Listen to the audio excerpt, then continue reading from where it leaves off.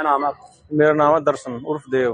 आज SSP office आए, क्या मामला है? तो मेरा मामला ये है, मैं सीआरपीएफ में तैनात वर्तमान में श्रीनगर में मेरी पोस्टिंग है और मैंने लव मैरिज की थी 14 मई को 2026 में रमा उर्फ जानवी नाम की लड़की से। दोनों परिवार की सहमति से, लड़की की सहमति से मेरी शादी हुई। शादी के बाद में मैं एक डेढ़ महीने लड़की मेरे पास रही।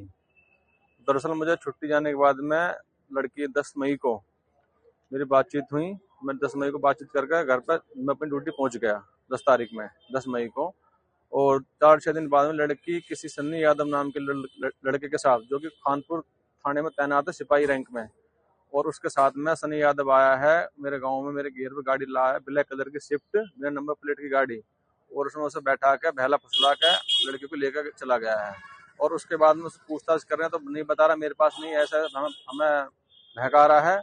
और लड़की वाले पूछ रहे हैं, उनको बहका रहा, हमें बहका रहा है। और ऊपर से लड़का जो सनी यादव है, ऊपर से मेरी सास के फोन पे, उनके फोन पर धमकी दे रहा मारने की। बोला तेरे देव तो मेरी जेब में डोले हैं, जब जी कर जब मैं ठोक दूंगा, ठीक है।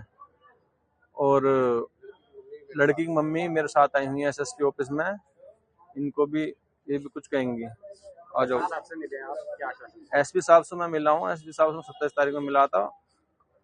पत्नी बरामद कराने हेतु उन्होंने गुलाबी थाने की एप्लीकेशन दी। आज मैं फिर मिला हूँ तो एसपी साहब ने बताया वो पहले भी मैंने सस्पेंड करा था, वो फिर से उसके साथ रहने लगी। मैंने पहले ही वो सस्पेंड करा था सन्नी यादव। आप एक बार खानपुर थाने में जाइए, वहाँ बात करिए और मैं उसके खिलाफ कानूनी कार्रवाई बैठा। अगर वो लाता है तो ठीक है, ये तो कानूनी कार्रवाई की जाएगी और वो दोबारा कर सस्पेंड कर जाए, नौकरी से बर्खास्त कर दिया जाएगा। एसपी साहब ने यह आश्वासन हमें दिया है। रमा राजपूत है और मैं दादरे की रहने वाली हूँ और मेरे पिताजी का नाम पवन कुमार है। दर्शन से मेरी कोर्ट मैरिज 14 मई को हुई थी, जिसमें मेरी बिल्कुल भी सहमति नहीं थी और मेरी मम्मी ने ज़बरदस्ती कोर्ट मैरिज कराई उससे पैसे वैसे लेके। और उसके बाद मैं इसके घर गई।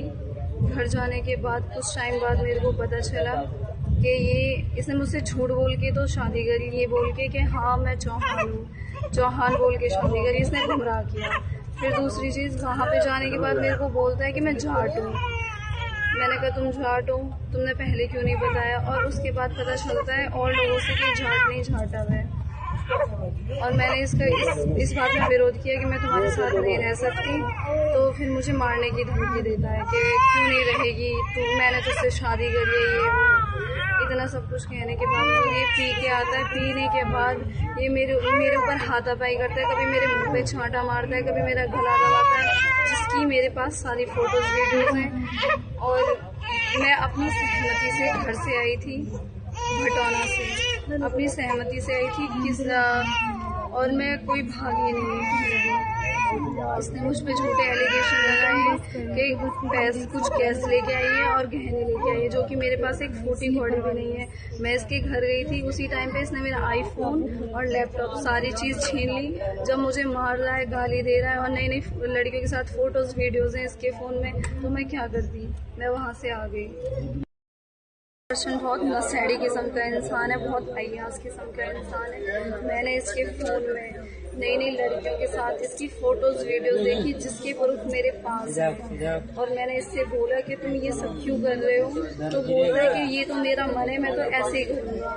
तो और मुझे गालियाँ दी और इसने फिर मेरे साथ मारपीट भी की। कभी मेरा गला दबा रहा है, कभी मेरे मुंह पे छांटा मार रहा है और फिर रात को 10 बजे आके शराब पी के मुझे टॉर्चर कर रहा है। इसने मैं बहुत परेशान कर दी, जिसकी वजह से मैं अपनी मर्जी से वहाँ से निकल के आई।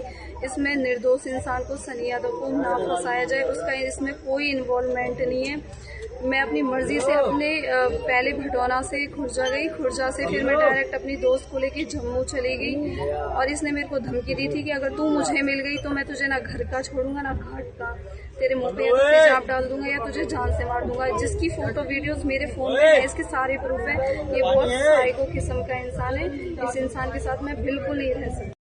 उस पर झूठे इल्जाम लगा के ये बोल रहा है कि घर से भाग गई है, पैसे लेके जिस दिन मैं इसके घर पे आई थी उसी दिन इसने मेरा आईफोन छीन लिया था और मेरा लैपटॉप छीन लिया।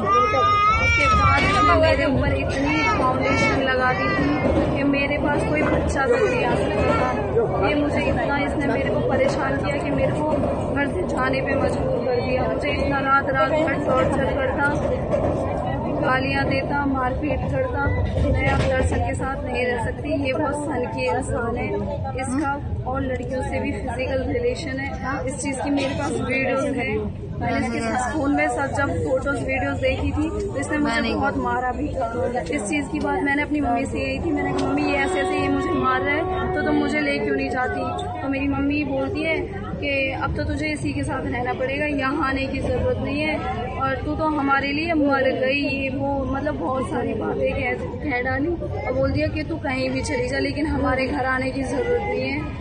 और मेरी माँ भी इन सब चीज़ों में मिली हुई है। मेरी माँ ने पैसे लिए क्योंकि घर में अब नई नई चीज़ें आ रही हैं, फ्रिज, वॉशिंग मशीन। हमारी आर्थिक स्थिति बहुत ज़्यादा कमज़ोर थी उस टाइम पे और अब नई नई चीज़ें आ रही हैं। इसने फौज से पैसे लिए और जब ये लोग मेरे ऊपर एलिगेशन लगाए। दर्शन और मेरी मम्मी और उसके परिवार वाले मिलकर पुलिस को गुमराह कर रहे हैं और इस बात की जानकारी अच्छे से प्लीज़ करें। इसकी जांच की जाए अच्छे से इस केस के बारे में और मैं पुलिस के साथ हूँ। जो भी जांच करे उन सबके साथ हूँ। प्लीज़ कोई भी झूठा एलिगेशन ये लोग लगा रहे हैं उस चीज़ पे कार्रवाई ना की जाए। जहाँ भी जैसे भी बुलाया जाए मैं पहुँच जाऊँगी। सारे प्रूफ देने को तैयार हूँ और इसमें सनी यादव की कोई गलती नहीं है। उसका तो दूर दूर तक इसमें कोई इन्वॉल्वमेंट नहीं है। मैं अपनी मर्जी से अपनी जान बचा के हुई हूँ। प्लीज़ इस पर कोई कार्रवाई नहीं की जाए। जो ये लोग कर रहे हैं बस ये पुलिस को गुमराह कर रहे हैं और मुझे बुलाने की साजिश में मुझे बुला के मेरे साथ मारपीट करेंगे, टॉर्चर करेंगे और मैं ये चीज़ नहीं सहन कर सकती। मुझसे इतनी गंदी गंदी गालियाँ देता, मारपीट करता है। मैं ऐसे इंसान के साथ कैसे रह लूँ। और हम दोनों की कास्ट भी बहुत अलग है, वो जाटव और मैं